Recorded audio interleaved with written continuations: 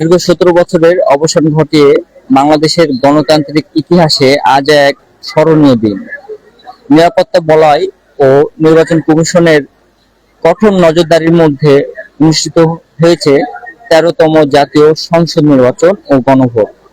সকাল থেকেই ভোটারদের স্বতঃস্ফূর্ত উপস্থিতি ও দীর্ঘ লাইন জানান দিচ্ছে ভোটাররা এই নির্বাচনে কতটা উচ্ছ্বাসিত, উদ্বিগ্ন এবং উদ্ভাসিত ভাবে ভোট দিতে এসেছেন ভোট কেন্দ্রগুলিতে। দর্শক, এই মুহূর্তে আমি অবস্থান করছি রাজশাহী মহানগরীর শাহ মখদুম কলেজে। দর্শক, এই ভোটের মাঠের ময়দান থেকে আপনাদের ভোট দেওয়া এবং ভোট কেন্দ্রের বাস্তব চিত্র নিয়ে আপনাদের সামনে উপস্থিত হয়েছি। আমি সম্রাট, ক্যামেরায় আছেন রানা শেখ। দর্শক, সকাল থেকে কিন্তু এই ভোট কেন্দ্রে জনগণ ভিড় করেছে, ভোটাররা ভিড় করেছে। এখন পর্যন্ত এই ভোট কেন্দ্রের অর্থাৎ রাজশাহীর এই আসনে কোনো ধরনের অপ্রীতিকর ঘটনা অথবা কোনো ধরনের হামলার ঘটনা ঘটেনি। আসসালামু আলাইকুম। আপনার নাম? বাইজিদ হোসেন। ভোট দিয়েছেন? না, দিতে আসছি। এবার গণভোটে আপনার হ্যাঁ নাকি না এর পক্ষে থাকবেন? সেটা ব্যক্তিগত থাক। ব্যক্তিগত থাকবে। এখন পর্যন্ত এই ভোট কেন্দ্রে কোনো ধরনের বিশৃঙ্খলা ঘটেছে না, আমি আসলাম কিছুক্ষণ হয়েছে। আপনি কেমন অনুভব করছেন যে নিরাপদের মধ্যে আছে? আশা করা যায় নিরাপদ হবে। আমি আমার বাচ্চাকে নিয়ে আসছি, ওই প্রথমবার দেখতে চাইছে তাই নিয়ে আসছি। ভোট কি জিনিস ওই বুঝতে চাচ্ছে না, ওই নিজেও ভোট দেওয়ার জন্য আগ্রহী। আর বুঝতে পারবো বয়স হোক আগে। তাহলে কি আমরা ধরে নিতে পারি আজ 17 বছর পরে জনগণ তারা অত্যন্ত নিরাপত্তার সাথে ভোট দিচ্ছে? খুবই আশাবাদী যে ভোট দিতে পেরে আমরাও খুব আশাবাদী যেন ভোটটা সুষ্ঠুভাবে হয়, যেন আসলে সাধারণ জনগণ যেন তাদের আসল মতামতটা দিতে পারে, সেই পরিবেশটা যেন হয়ে থাকে শেষ পর্যন্ত। ধন্যবাদ।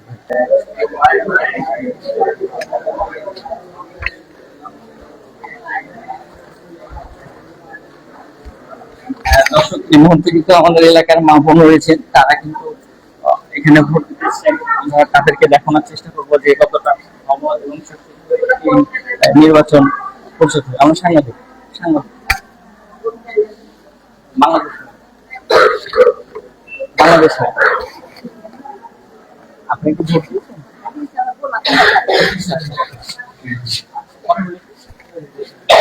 আসসালামু আলাইকুম। আপনার নাম? পেয়ারা। আজকে ভোট দিয়ে আপনার কেমন লাগলো? ভালো লাগে। নাই, কোনো ইয়া নাই, ভালো। দেখি মেয়েদের পরিবেশের উপযুক্ত। জি।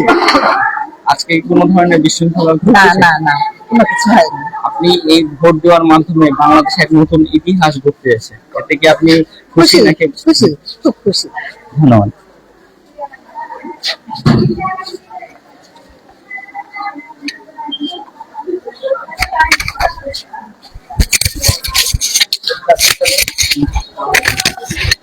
আসসালামু আলাইকুম চাচি।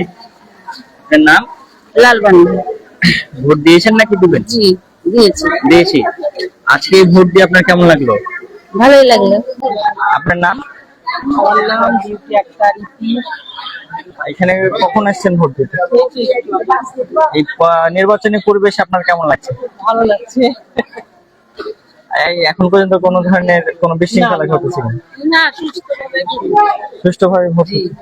ধন্যবাদ। আসসালামু আলাইকুম। আপনার নাম? আজকের এই নির্বাচনী পরিবেশটা আপনাকে কেমন লাগছে? ভালো। কোন ধরনের বিশৃঙ্খলা ঘটেছে? ধন্যবাদ।